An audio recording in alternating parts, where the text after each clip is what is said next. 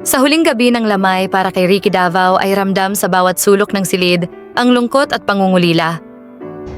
I want to thank you, Malka, Ricky's girlfriend, for taking such good care of Ricky. I want to thank you so much.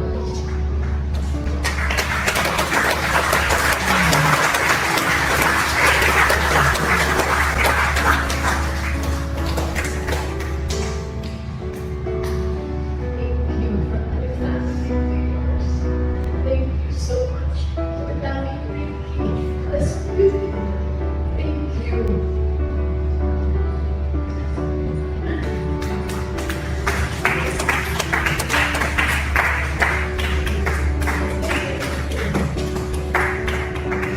Isang gabi ng pagbabalik tanaw at ng pasasalamat at ng pamamaalam sa isang taong minahal ng marami.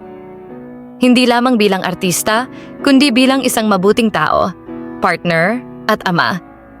Sa gitna ng katahimikan ay tumayo si Jackie Lou Blanco, ang dating partner ni Ricky. Pero higit sa lahat ay pinasalamatan ni Jackie Lou ang kasalukuyang partner ni Ricky na si Mayat Malka.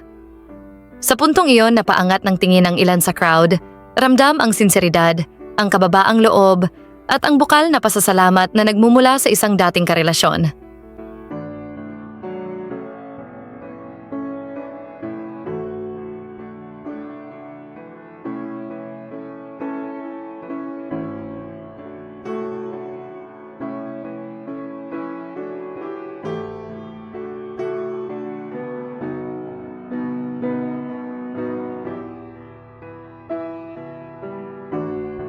Pinuri ni Jackie Lou si Mayet sa walang sawang pag-aalaga kay Ricky, lalo na noong mga panahong nasa ospital na ito. Dala ang bigat ng puso. Mababanaag sa kanyang mukha ang sakit ng pagkawala, ang mga matang puno ng luha na pilit pinipigilan. Sa kanyang mga unang salita, agad naramdaman ng lahat ang lalim ng kanyang emosyon. Hindi na ito tungkol sa nakaraan, hindi tungkol sa hiwalayan o mga lumipas na panahon. Ito ay tungkol sa pasasalamat, pagmamahal at pagtanaw ng utang na loob. Pinuri at pinasalamatan ni Jackie Lou si Ricky. Hindi lang bilang ama ng kanilang anak, kundi bilang isang naging mahalagang bahagi ng kanyang buhay. Sa bawat salitang binitiwan niya, tila lumalakas ang tunog ng mga hikbi at singhot sa paligid. Okay.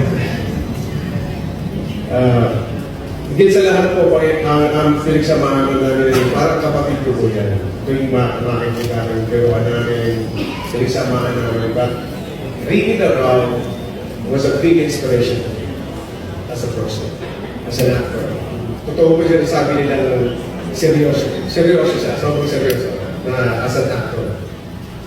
Nagpagkasama kami sa tawag dito yung Acero, Star Cinema. Pari siya, ang isang nagsimula yung aming bonding, at saka, well, of course, yung mga laro naman ng basketball, mga kita. And kaya ako naging serious actor din dahil tinitignan ko siya. Isa siya sa mga pattern ko. I want to be a serious actor like Ricky. Ayoko maging, gusto ko, nandun ako sa level niya. Ewan ko yung Ricky na totoo po yun. One of the finest actors in the industry. Sinabi niya, Ricky na ba? Sana po yun. Hindi ko sinasabi dahil wala ka na. Totoo yun. Totoo po yun. So, he's a big, a huge loss in the industry. Big, aside from malaking loss din sa mga kaibigan ko. Hindi ko akong gawin ko, wala na siya. Nakakalunod. But I'm sure, lahat sa pinunta ka na ngayon, and he's with our creator, hindi naman tayo. That's our ultimate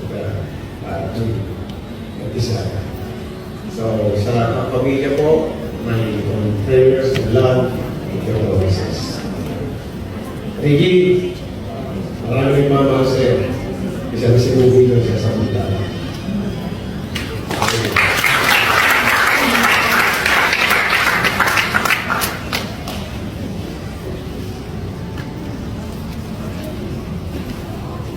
Okay. Gusto ko kasama sila. Okay po. Foreground. May foreground tignan yan. Ano mo. mo naman ako ano mo naman pag-director na, dito kaya sa kabila ka. Gusto ko nakikita mo sila sa likod. Pero hindi naman ako natatakpan masyado. May foreground ka. Ikot kami, hindi na sa all-star basketball. So, masaya na yung all-star dito ngayon sa mga sa Brazil. So, napakarami. Si Rick parang yung magkakapatid. So, naman, kaya masaya, halo-halo. Talaga, ba't po, lahat doon namin nakukuha ay nailalabas yung totoo kami. Sino kami. Talagang totoo kasi natin. Medyo ba? Yeah, ginawa namin yung movie na Pinapakuna niya sa Nasa team kayo na. Of course, Dr. Mary. Yeah, siya yung pare, ako yung sangano. Victor Acero. With Jerry Tigrin mo ba? Jerry.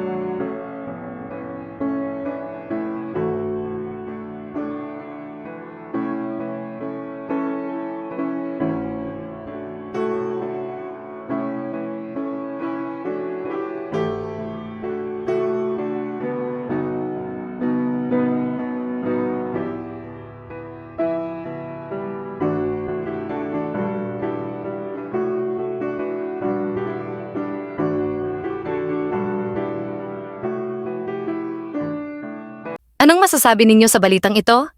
Magkomento sa ibaba at huwag kalimutang mag-subscribe for more videos. Maraming salamat sa panonood!